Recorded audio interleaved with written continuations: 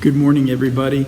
It's Friday, April the 17th, day 31 of our stay-at-home time, and it looks like things are loosening up a little bit around the country, but maybe a while for our area here. Continue to pray for just wisdom on the part of leaders and government, and just Lord's protection and grace for everybody in terms of health and economics and safety, security.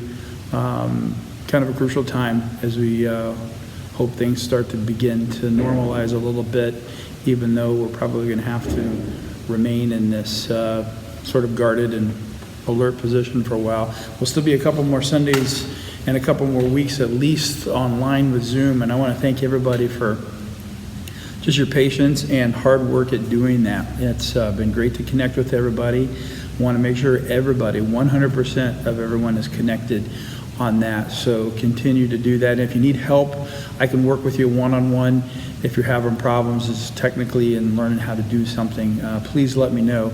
But please get in there, or at least listen to us. You don't have to have your video on if that's helpful, and feel free to invite others. I am going to take some security measures and create a unique meeting ID and perhaps a password for our meetings, so that if we got a large number of people on, only people with that password are able to come in, and it's just a security measure. There's something's happening now called Zoom bombing, where people come in to a meeting, and I'll never give control of the screen away unless I'm asked to do that by one of you, and I know who you are. But I control all of those things from my end as the host of the meeting. So I'm looking out for that, and if you have any questions or concerns, you can let me know about that too. But many of you are calling in by phone. Be aware too, we've learned that if you're making a long distance call and on your plan you're charged for long distance, you're getting charged for a long distance call for that. So you may well look at changing your plan to unlimited long distance calling, which is pretty common and pretty inexpensive these days. But if you are being charged for long distance calls when you make them on your cell phone or your home phone, you are getting charged if you're calling in on that. So just be aware of that, or be aware of that as you share that with others.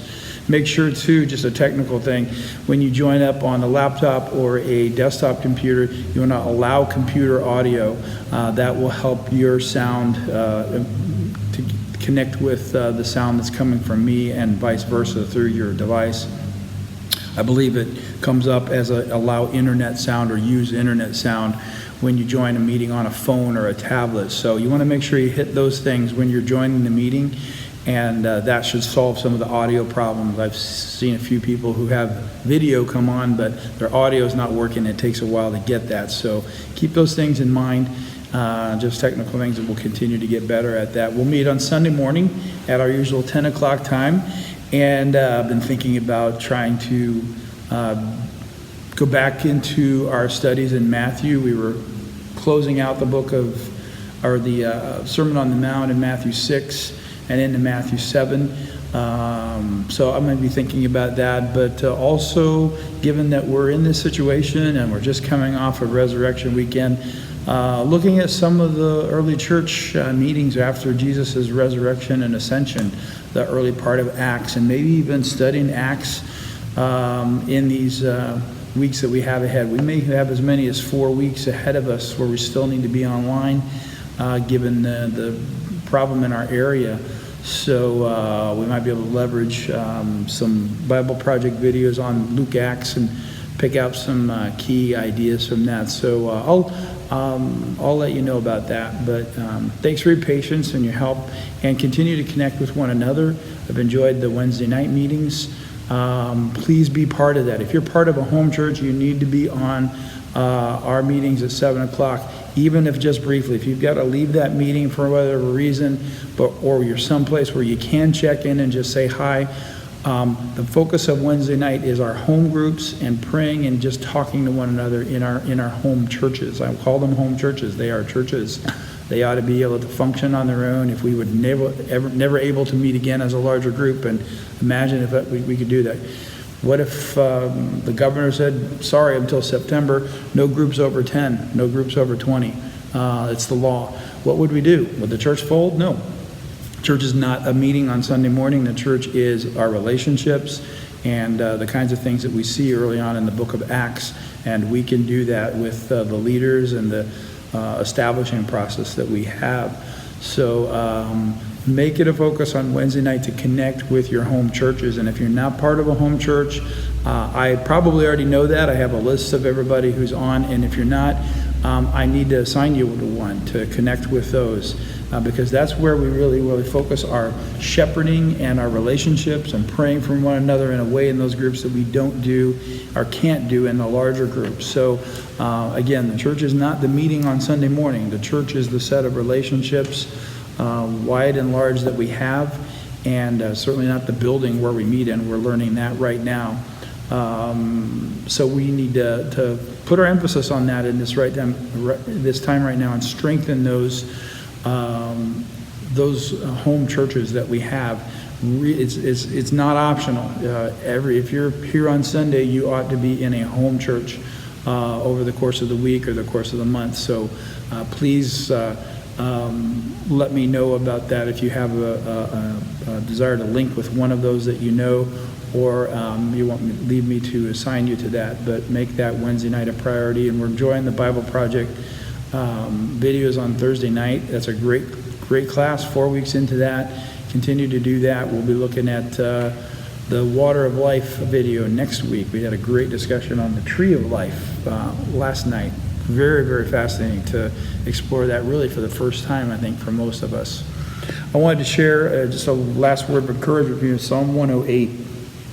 Psalm 108 I was reading this morning in my daily reading, and David, who's really caught in between Saul chasing after him and trying to kill him unjustly on one side, and the enemies of Israel on the other side, and David waiting for what God had promised him about establishing his throne and his kingdom and on into the future forever. He, in that time, writes this psalm, and it says this: "My heart is steadfast, O God. I will sing and make melody with all my being. Awake, O harp and lyre. I will awake the dawn. I will give thanks to you, O Lord, among the peoples. I will sing praises to you among the nations. For your steadfast love is great above the heavens." Greater than anything that we're experiencing on earth right now, as global as this situation is. "Your faithfulness reaches to the clouds. Be exalted, O God, above the heavens. Let your glory be over all the earth, that your beloved ones may be delivered. Give salvation by your right hand and answer me." He goes on to say, towards the end of that psalm, "O grant us help against the foe, for vain is the salvation of man. With God we shall do valiantly. It is he who will tread down our foes." Our ultimate hope is not in the solutions of man, though God has given us creativity and knowledge and ability and wisdom to be able to deal with some things in the world, but not ultimately put it right in the way that he can in his wisdom as the creator and as the recreator, who's going to do that and is doing that through Jesus and by his Spirit. So as this psalm says, let's make sure our hearts are steadfast, and we know where our salvation is. It's not in the things in the world around us. We will be disappointed if that's what we're expecting our ultimate solutions to come from. So I bless you all, pray for you. Continue to pray for one another, be in contact with one another. If you need to get in contact with someone and you don't know how to, let me know. We'll try to make that happen, because we want to strengthen that communication. I'm doing a lot of it, and I will continue to do that. I think it's important, because we want to continue to build trust and build on the trust and the relationships we have with one another, even in this time.